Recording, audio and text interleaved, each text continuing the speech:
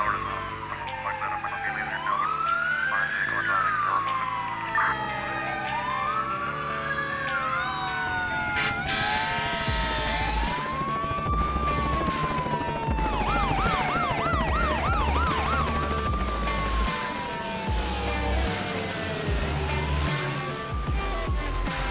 Hey everyone, it's Sam, and welcome back to the 911 Nonsense podcast.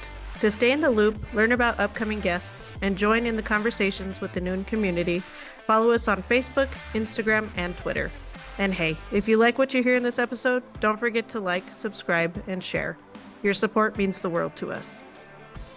Mike has been in the emergency services since 1989. He's worked in private ambulance, fire department, as a flight medic, and even has had time in the county coroner's office. More than 3 decades in this profession have shaped how he sees both the job and its emotional cost. We talk about the weight first responders carry, how detachment can protect us but still follow us home, and why culturally competent mental health support is critical in our field. Mike also shares being closely connected to 2 fatal helicopter crashes involving colleagues, his struggle with addiction, and reaching 20 years of sobriety. It's an honest conversation about trauma, recovery, and taking care of our own.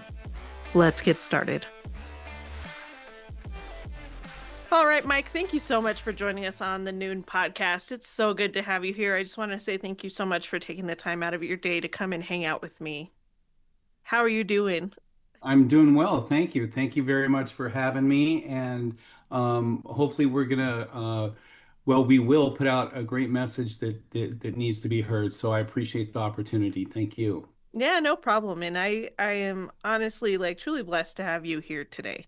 Why don't we go ahead and get started with an introduction? Tell me who you are, what you do, why you're doing it.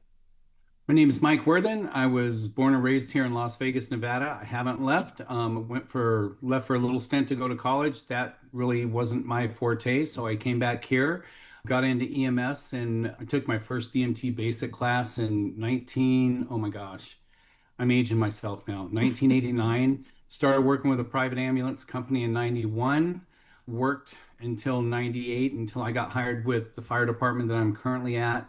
And throughout that time, I was a flight medic for approximately 4 years between 98 and 2002.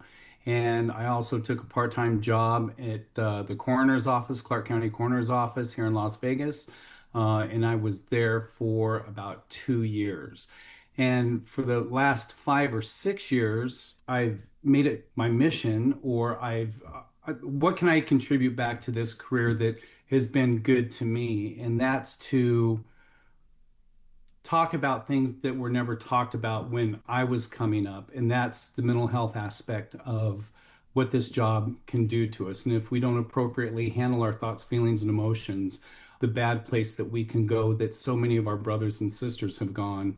And any and we really need to start normalizing the conversation about our mental health. And that's why your podcast and so many other podcasts in the EMS community on social media is now coming out about it. And we're all doing our part to help those that are just coming into our field, those that are still in our field, that, you know what, it's okay to come out and talk about the things that we go through. Yeah, we see a lot of nasty things. Yeah. So that's kind of my story in a nutshell. That's where I've been the last 5 or 6 years, just talking about this. And, being that I'm at the twilight of my career, I have teenage daughters now. So I have to stay working for a little bit longer. So what can I do to make it worth it to those men and women who are still doing one of the most probably selfless careers that there is? I agree, 100%. You had mentioned that you went off to college and that wasn't really your forte. What did you go to college for? What was your intent? My intent was to become a football star, right? Oh, football. That's a big dream. Out of high school, I went up there. I went to Weber State University, and their winners there, and I had mentioned that I was born and raised here. Their winners there is 180 degrees opposite of the winners in Vegas. Hmm. So the first winner that hit, I looked outside my dorm room window, and the sign that flashed the time and temperature, I looked and it said 9 degrees. And I go, oh no, this isn't going to work. And they played in an outdoor stadium at the time, so it was just like playing on the street. It was hard as concrete. So I came back and did a couple odd jobs for a while, worked in a couple casinos, and then finally went to EMT school because that's what interested me. I either wanted to be in law enforcement or fire, and so the path took the journey that it took, and here I am. Do you have any family in either of those positions, police or fire? I don't. I don't. And I was adopted at birth, and my mom and dad, it was a whole different time back then. My dad owned a couple gas stations here in Las Vegas. My mom basically was his bookkeeper. My two sisters had nothing to do with EMS or anything else. So I was little guy that kind of went off on his own tangent, watched too many episodes of Emergency or Adam 12 and said, hey, that would be pretty cool to drive lights and sirens down the street.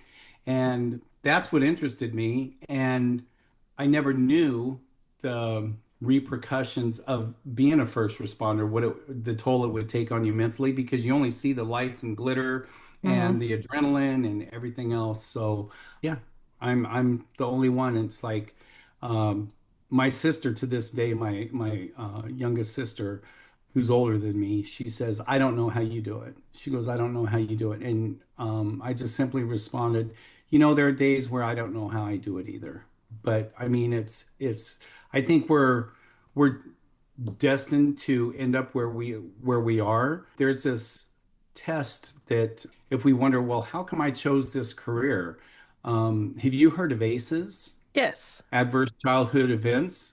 Take that test. It's pretty, it's for those of you that are listening, if you're wondering, how did I end up in this field?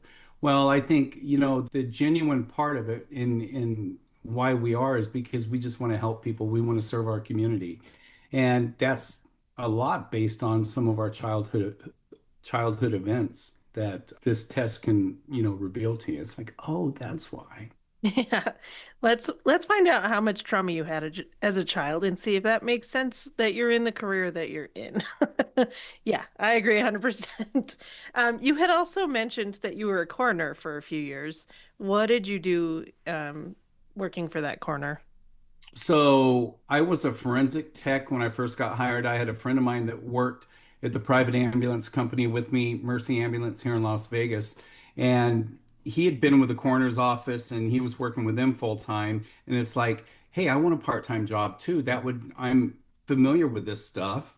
And, I find the human body and the pathophysiology behind everything like really interesting.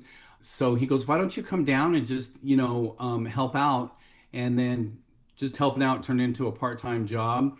So as a forensic tech, we would process the decedents when they would come in, height, weight, fingerprint, and assist with autopsies at the time. And then after I did that for about a year and a half, it's like maybe I want to go to the death investigator side of it. So I transferred from forensics to training to be a death investigator, and that itself, and I think the coroner personnel, I think they get left out a lot of the times Hmm. in the first responder world because they're known as the last responders, right? And they really need our attention and appreciation just as much as we do. I agree. That field really interested me. Uh, me when I was young, honestly, still does interest me. I don't know though, dude. I had a really poor experience the other day. You don't realize how much sensitivity, I guess, that you lose when you step out of the 911 field. You know what I mean? And I'm coming back into being on the floor as a first responder, as a charge position in the ER at the level one trauma center. And we had in our new building, we just put a body holding area because we need a place to put the people that have passed until the Office of Medical Investigations comes to pick them up. And we had a friend that was put in there who we attempted ECMO. And when Omai showed up to pick him up, he was a fairly large guy. I went to go help Oh My because I was like, this is a big dude. Like, Oftentimes when OMI shows up, it's just one person. They're loading the patient onto their own stretcher by themselves. Like they do a lot of it by themselves. So I try to help out when I can. And so when I went in to pull this friend out of the fridge, I got him out about halfway, and the whole bottom of the tray that he was in, probably about, I'd say 2 or 3 inches, was sloshy, like body soup sloshy. So I was like, I should go grab a couple extra people. This is going to be pretty messy. So we went and grabbed a couple extra people. I'm laughing because this was very traumatizing. We went and grabbed a couple extra people, and as we're moving this guy over, the lights in the room turn off. Two of the girls start yelling about how this man is pissed and his ghost is haunting us before we can get the lights back on. But it was just, that was a rough one. And I think, like, having not had been exposed to that in several years, that was a little offsetting for me. But yeah, we don't realize how much people are exposed to. I mean, even in EMS, we're exposed to so much. But like you said, the last responders, like, they deal with a lot of nasty stuff.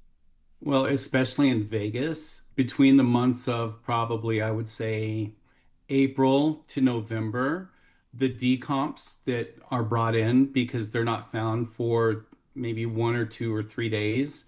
And yeah, you talk about all the decomposition that they deal with. Absolutely. So they see a whole nother level of what actually happens to the human body once someone's deceased. Yeah. And that, I mean, there are still times that I can remember certain autopsies that we have done with burn victims, that smell sometimes never leaves you. The sights sometimes never leave you. And one of the hardest things, and another part of our family that I want to give shout outs to is our 911 dispatchers, Hmm. because I think a lot of the times they get left out in the conversation when it deals with first responders. Because one of the hardest things that I had to do as a death investigator is death notifications. And because Vegas is such a transient town, there were times there's this one that I'll refer to as like a guy had completed suicide, and his estranged wife and children were in another state.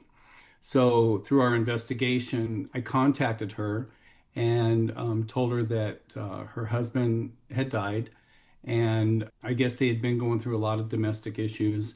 And the screams that I heard from not only her, but her children, their children, you know, I won't ever forget that. And I say that in respect to, this is what our 911 dispatchers deal with on a daily basis. They hear panic, chaos, shootings. They just about hear it all. And some of the things that they take home with us auditorily is the things that we take home with us that we deal with personally. Yes. Oftentimes, right? Especially if it's affecting us to a level that we don't even understand. Speaking of dispatchers, though, I do want to do a quick shout out.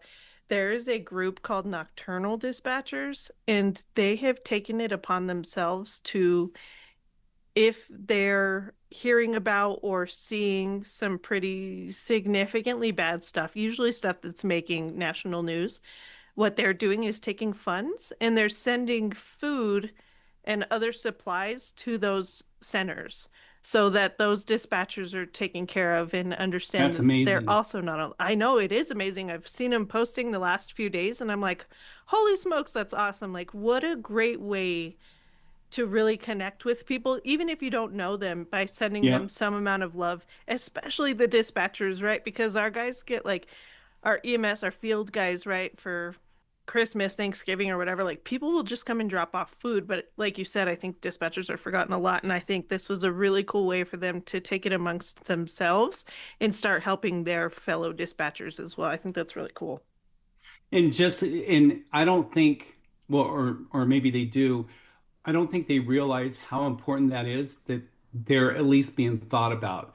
It doesn't matter whether it's a note, it's a call, it's food, it's dropping off something at the dispatch center. They're being seen and they're being heard and they're being thought about that their 12-hour shifts, that's what they do here at our FAO. They're not being forgot about, because that's one of the I think hardest things that they deal with because so many times the dispatchers are forgotten about, but they're the first line of getting people help on their worst day, and a lot of the times, a lot of things that we don't see and we tend to forget is that our dispatchers, they don't get the closure a lot of times that we get dealing with the patients. So it's like, can you imagine? I wonder whatever happened to this call, especially if it's a high profile call, you know? So, No, that totally makes sense. I'm wondering if there's a way that we can fix that. I wonder if everybody feels that way, A, as a dispatcher, but then B, if there is a way that we can help resolve and maybe even help kind of close the loop on a lot of those guys, because it's true, right. like a lot of them don't see or hear or like you said, get the closure that we are able to get. Like I know a lot of our dispatchers out here are fire related, right? So like they might be guys going on light duty for whatever reason. Our firefighters go on light duty and then they're put in dispatch to help cover that gap. So they're still getting paid even though they're on light duty, which is a really cool thing because they get to understand the system and then understand the prior system, right? So they understand what is coming in and what needs to go out, and likely what has happened with the patient once they get transported. So there's an understanding there, but not all dispatchers have that availability to them. So I'm wondering if that's something that we can discuss and make a little bit better for people. Yeah, I wonder if it could be on the cruise, but to give a report back on every single call that you do, you'd be tying up the 911 center, right? Or a brief little synopsis, or a final disposition. I think bringing closure is a big part of healing. We have a really cool system. I'm not going to say it's a system. One of our main ambulance companies here put up a QR code at our level one trauma center. So, like, if a crew brings in a patient and they want to follow up on that patient, they want to know what happened, they take a snapshot of the QR code that's up at the hospital, and their supervisors, I'm guessing probably quality, or maybe it's just a regular supervisor, I'm not 100% sure, will do follow-ups with those patients and give the crew the information to let them know like whether their medicine worked or what was the actual diagnosis of this patient after they were received at the facility. I think that's a really cool process, and I wonder if more people do that than I realize. I think that's so important because how many times have you taken a patient in and asked the doctor that it's a separate patient? You've asked the doctor, "Hey, my guy that I brought in 2 patients ago, how are they?" And I remember taking in one of my first pediatric traumas after I got out of paramedic school, and she got bucked off her horse because kids were throwing rocks at her horse because she was being bullied. And I went in there, took her in. Her prognosis wasn't very good because she had a TBI. And I saw the neurologist the next day because she was in trauma recess. And they were so accommodating by saying, this is what happened, this is what her ICPs are right now, and it doesn't look good for her because her intracranial pressures were running around 45 or something like that. So they were expecting her to herniate. And through a miracle, she made a full recovery, and that's one of the feel good stories that I take with me in my career is that. But it starts with everybody. It starts with the communication. It starts with, the physicians. It starts with our supervisors, our battalion chiefs who, can pass along this information if we want to know it. Because I don't believe it's not, we're part of their care, so it doesn't violate HIPAA. Right. How did you know that that young lady had a full recovery? Great question. So Her dad had called our dispatch center and wanted the names of the people or the crew that responded on her daughter, on his daughter. And so dispatch calls me and says, "Hey, is it okay if we give your number to him?" And I said, "By all means, if this helps him get through the process, give him my cell number." So he had talked to me, and I think over the course of maybe 48, 72 hours, her ICP started to drop. And, kudos to him for keeping me informed because there are times, as you well know, that sometimes we don't have the time to check on every single patient that we bring in, right? And so our ICP pressure started coming down, and he kept me informed throughout the whole process. And it took about 6 months for her to make a full recovery. And he actually had me and my partner over to his house when they brought her home from the hospital. Oh, that's so sweet. And it was such a and it was one of those things that you'll never forget, and one of those things that keep us going and keep us doing what we're doing because of stories like that. Yeah, no, definitely. Did you have any trepidation? I know that you said, like, yeah, go ahead and give him my number, but did you have any trepidation or how were you feeling when they said that they called and he wanted to talk with you? I wasn't really nervous at first because we did everything we could for her, and it was one of those calls that everything went right. And we've had those calls where nothing can go right, but this Hmm. wasn't one of those calls. And so I was curious too to make a connection with him and stay informed on her progress on how she was coming along. And other than outside of that, I really didn't know what information or what stuff that he wanted from me. But I just know that he probably had a lot of questions for us.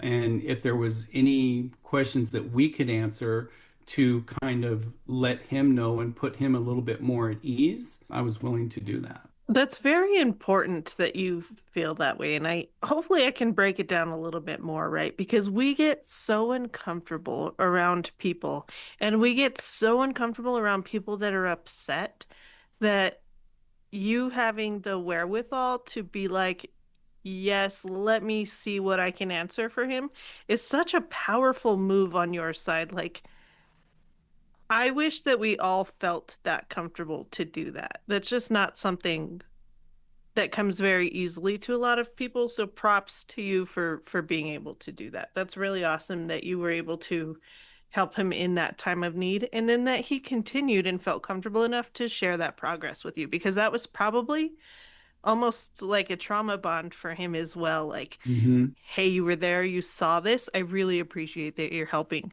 Do I think we should do this with all patients? No, we don't physically have the time or we are not able to do that. But I think that's really impressive and shows a lot to your character that you were able to do that for that gentleman.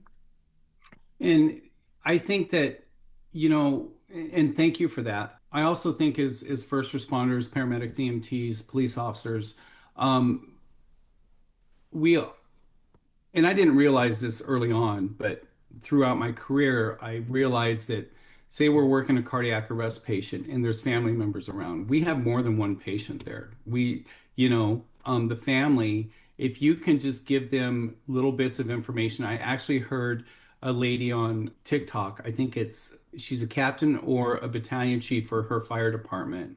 And she was saying, you give them little bits and pieces of information to make them part of the process. You know what I mean? So that, we're doing everything we can for your husband or your wife. We're giving them cardiac medications by and keeping them informed at whatever level, it kind of will answer the questions and regardless of the outcome, they're going to remember your conversation that you had with them and that you took the time to explain things when this is something such a traumatic and unfamiliar thing to them. So I know they're very appreciative of it. And she explained it beautifully.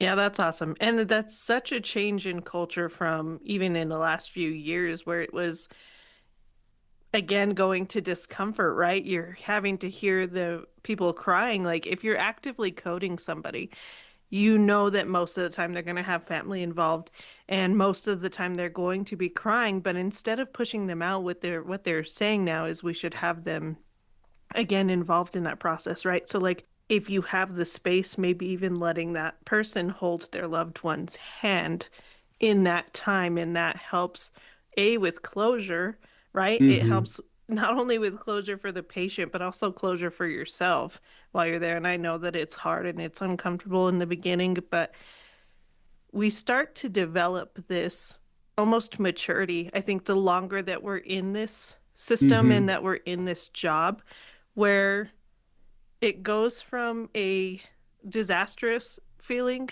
to almost a sense of ease, right? Like as we're getting older and we're realizing that people are passing, and hopefully they're not all traumatic, right? We're not seeing every single death as a traumatic death. Some of them are very, very peaceful. And the very first peaceful death that I saw was of a family member, like a personal family member of mine, and it like really flipped a switch for me that this doesn't have to always be an ugly, nasty process, that it can actually be a very pleasant and peaceful process. And that was really amazing to see. Yeah. And I went to an EMS conference probably about 10 years ago. And there was this, I hope I get his name correct, about death notifications and being part of the process and making that connection with the family members. His name is David, I believe, Dietz, Dietz. And he said that people will always remember a bad experience with first responders, but they will cherish forever the good experiences and the good interactions that they have with those first responders, no matter what the call was. Yes. Um, I will be looking up David Dietz, but another person who does really good training with death notification and other discomforts is Alexandra Jobber, or Alex Jobber, Jabr. She's a great, great person and offers a lot of classes for that, which are good for companies if they want to take her and have them help facilitate those conversations. I think that's very important. So I know you talked about one of your greater calls. Do you feel comfortable, since we're kind of on the topic, discussing one of your worst calls on in your career? So there's been, I think the helicopter accidents that we'll probably get into that's part of my story and how why I'm doing what I'm doing today. But one of the things that was probably the most traumatizing to me was there was a mom and her two children that were pushing a grocery cart. They had just come from the grocery store. They were pushing a grocery cart home, and young girl, probably 7 or 8 years old, was sitting on the front part of the cart like we all did as kids. And the mom tried to maneuver around those newsstands that they would have on the sidewalk. And the left two wheels of the cart went off the curb, causing the cart to flip, throwing the child out into traffic. And the child was hit and killed by a semi-tractor trailer truck. And the traumatic thing, the very traumatic thing about that is that I can still remember the time of day. I can still remember her body being thrown up on the rocks. I can still remember very intricate details of the call. And I just remember that, you have the mom over here now that just lost her daughter and trying to control that scene. It was probably one of the most, I remember calling into one of the trauma docs and saying, "Hey, can I get orders for Valium for the mom?" And he goes, "No, just transport the mom here. And she was the only patient, but transporting the mom and daughter there, we did the best that we could. But just seeing, I remember getting out of the passenger side of the ambulance And one of the firefighters that was on scene, he goes, "Hey, Mike, watch where you're stepping."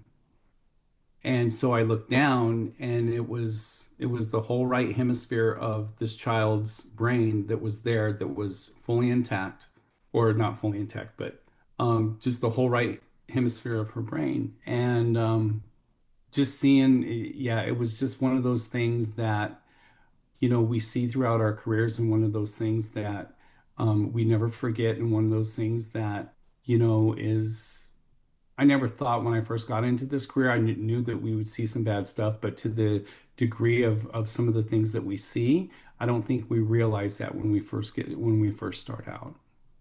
Right. And there's no good way to explain that to new people coming in, right? Like, I remember my instructors trying to tell me, hey, you're going to see some bad stuff. But at the time, Hmm. like, you can't imagine how bad it's going to be. And I'm really sorry that you had to go through this experience, right? It's something we don't want to go through, but sometimes we have to, right? Like in this circumstance, if it wasn't you, it was going to be somebody that went through this. So I'm really sorry that you had that experience. It's really unfortunate. But you know what, like, you know what boggles my mind is that even after we see these things, and you're telling me the story, and the whole time you're telling me the story, like, I'm thinking about a car accident with a 1-year-old that I had, and like, the kid's head was deformed, and we transported the parent and a child as well. Like, how do we function? How do we Hmm. see this dramatic thing and then put family members in the ambulance and transport them to a hospital and then keep going about our day, right? Like, how are we doing this type of functioning that we can literally just kind of pack that up and keep going? It's crazy. See, and I think you bring up such a important point, is that what makes us so good at our job is also to our biggest detriment. Because what makes us so good is we're able to detach from those things that we see, because the human brain wasn't made to see those things, right? Yeah. So it's doing everything it can to protect itself. And what's the best way to protect itself is to detach and put it away. And all of us have an emotional suitcase, right? And we put these events, we put these calls into this emotional suitcase. But the problem comes is that we never take those items within this suitcase and process them appropriately. We'll keep stuffing and stuffing and stuffing until the suitcase can't hold anymore, and then it just explodes.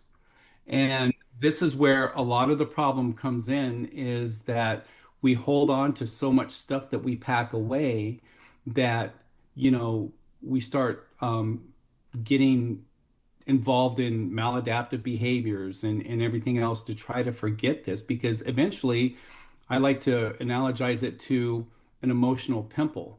We've all had that pimple that really hurts on the inside, but it never comes up, right? Eventually it's going to come out, right?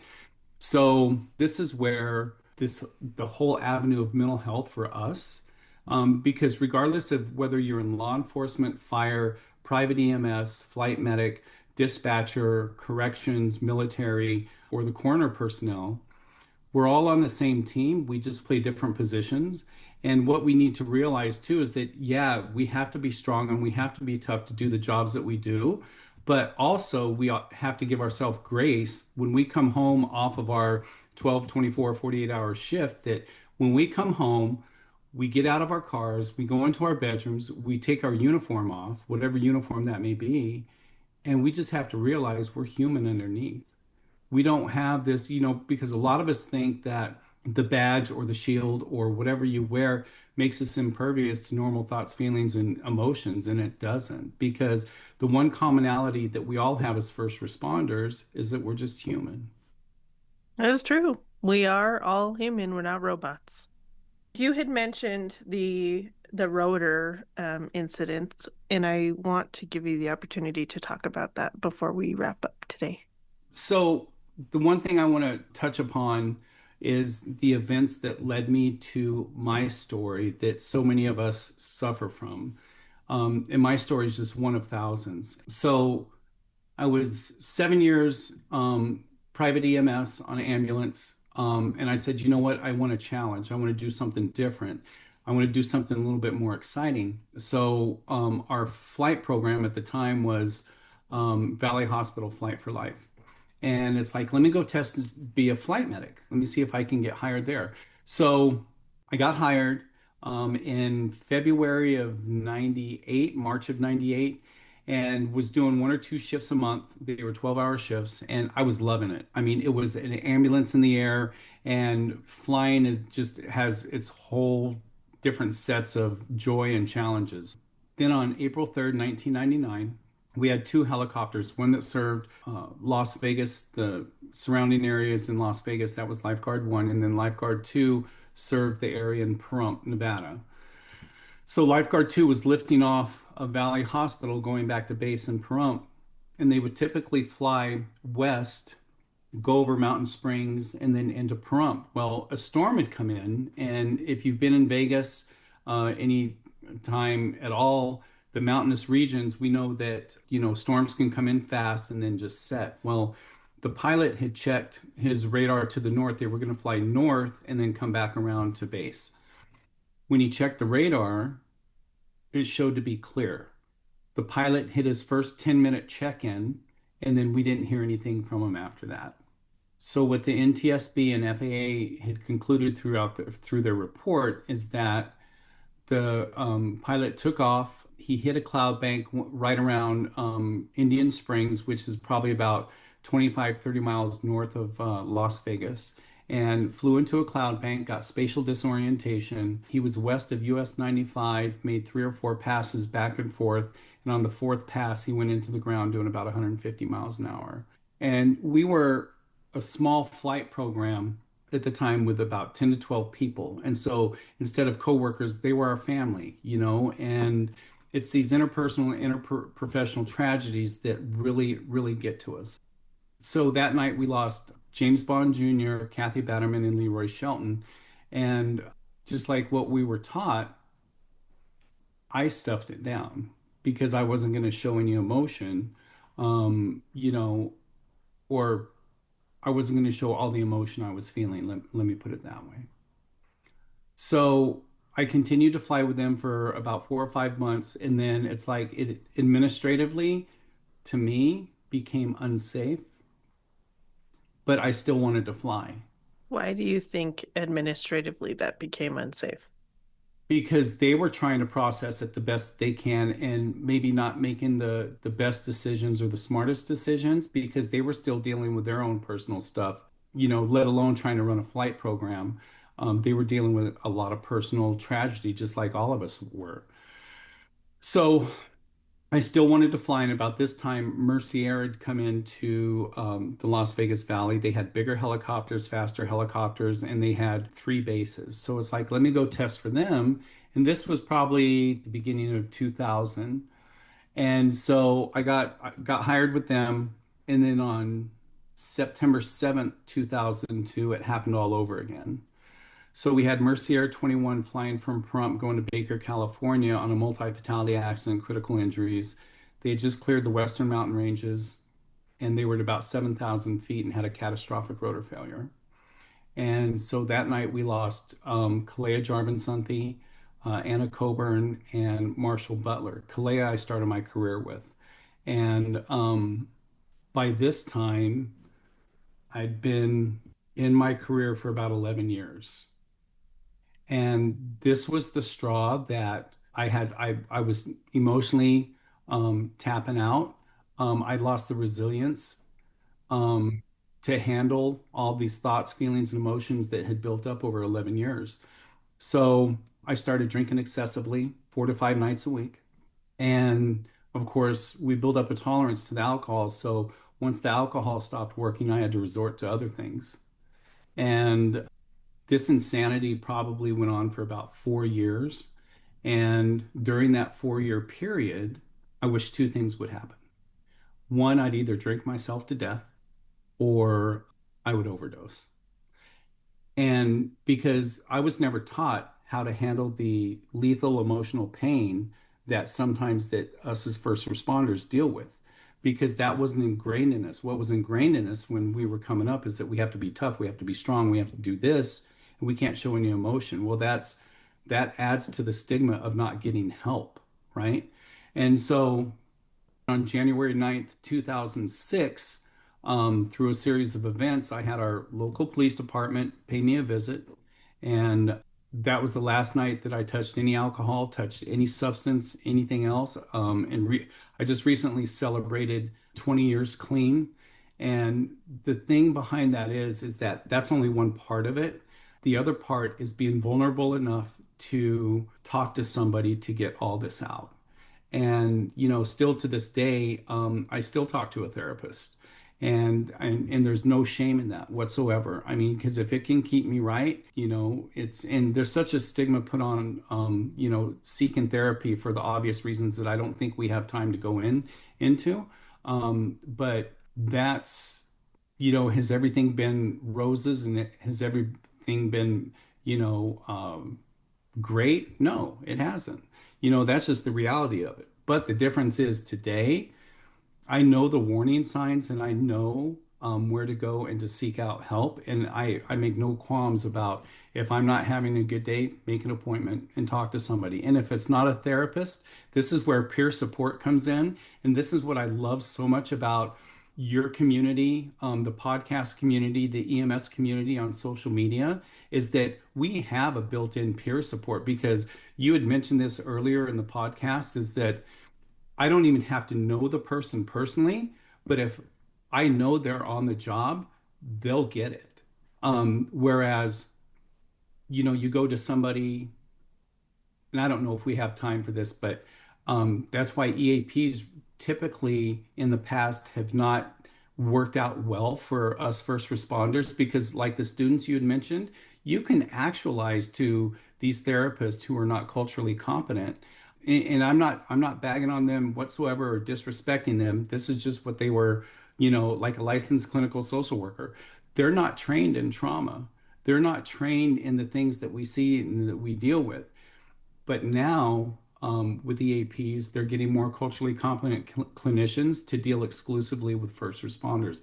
And that's what we need. So you can be, like I said, you can be on the job. I don't have to know you. I can even be in a different state and pull a police officer, a firefighter aside and said, hey, I'm not having such a good day. I'm on the job.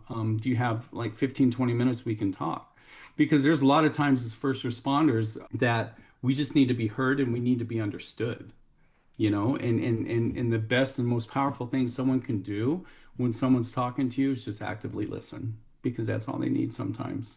That is very important. But I do want to point out something too that you said, and that was that you recognize within yourself when you know that something is going down and you need Hmm. to call somebody or talk with somebody. And that is so, so, so, so important because we as providers are really good about compartmentalizing so much on the job that we also compartmentalize our own feelings towards our own self, and we often ignore the needs that we have, which shortens our careers significantly. 100%. And like you said, going and talking to anybody is a great start. Rob Arietta, who does Skulls for Hope. He's one of the first people that I interviewed on this podcast. I'm so grateful for him for doing that.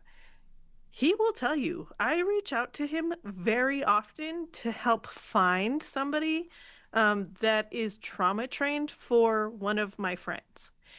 People Hmm. know that they can come and talk to me, and even if they're not willing to come and talk to me or comfortable talking to me, if I notice that somebody has had a really like traumatic, like recent something happen, I will go out of my way to ask them if they're okay, and then to also offer those services. And Rob works with another company called Next Rung, Rung, R-U-N-G, where they will actually find somebody that is trauma competent for one of our providers. So realizing that you're not a robot and you are a human is a huge thing. And then also recognizing that you are having those issues and that maybe you need to discuss a good coping mechanism or a good coping something with those providers is very important. I think on the top of awareness is that I think we need, and this is the whole reason why these things are so invaluable to the first responder community, is because we're bringing awareness to our mental health. We're bringing awareness that, what we see is, is horrible. You know, what it's inevitable that we're going to go through very traumatic situations. But whether you deal with it, suffer in silence, that's optional because there are people that came before you, people came alongside you, and people that are going to come after you that are dealing with the same stuff. So a war is better fought collectively than it is individually. And the thing about awareness is that awareness becomes so important because just like my guy, Dr. Phil, once said, you can't change those things you don't acknowledge. Oh, that's a good one. So I want to give you the opportunity, Mike, to talk about anything that you feel that we didn't talk about, or if you want to do any other additional shout outs before we wrap up today. There are so many some of the people that I've followed on social media. I want to give a shout out to nurse Andrea. She's become a really good friend and she's done a lot for the EMS community. Trauma RN, paramedic AF, these guys talk about the things that we need to talk about, and once again, it's collectively as a community, the more that we talk about this, the more we start normalizing the conversation when it comes to our mental health. In fact, there's a mental health symposium conference that Paramedic AF and a whole bunch of others have put together, and it's going to take place, I believe, next week in North Carolina. And this is the first one of its kind. And unfortunately, I couldn't be there, but I hope to attend because if we start getting a bunch of us together, a lot of us together, it's only going to gain momentum. And pretty soon, the conversation about our mental health is going to be normalized. And another thing I want to say is that if you're suffering out there, please reach out to somebody. If it's not a therapist, please reach out to somebody and just know that what you're going through, you may feel like you're the only one, but you're not. There's so many of us that have gone through this. Just reaching out to somebody and sharing. Pain shared is pain lessened, like I told you earlier. And the more you talk about it and start getting comfortable talking about it, the less power it's going to have over you. Because a big part of the stigma that we deal with is, well, maybe my coworkers, maybe I'm going to be perceived as being weak. Maybe I don't want to burden them with my problems. But the thing is that if somebody came to you and wanted to talk, would you feel like they're a burden? No, you wouldn't. So why should it be any different when you go to somebody else, right? And all these things just add to why we don't talk and why we put things, why we compartmentalize, as you said, and hold on to these things for far too long than we have to. I agree. And I think that if you're on the receiving end of somebody, right? So if you are having somebody reach out to you and you're very concerned, I think at the same time, you should feel comfortable going to somebody else. If you don't know what to do with that, you're concerned about this person, please say something, right? Because even if they're in their worst state and they're asking you not to say anything, I understand that. But also, like, take some of that off your shoulders, right? See if you can get them the help that they need. Whether or not they're willing to accept it is on them. But if they are speaking out about it, it's because they're reaching out.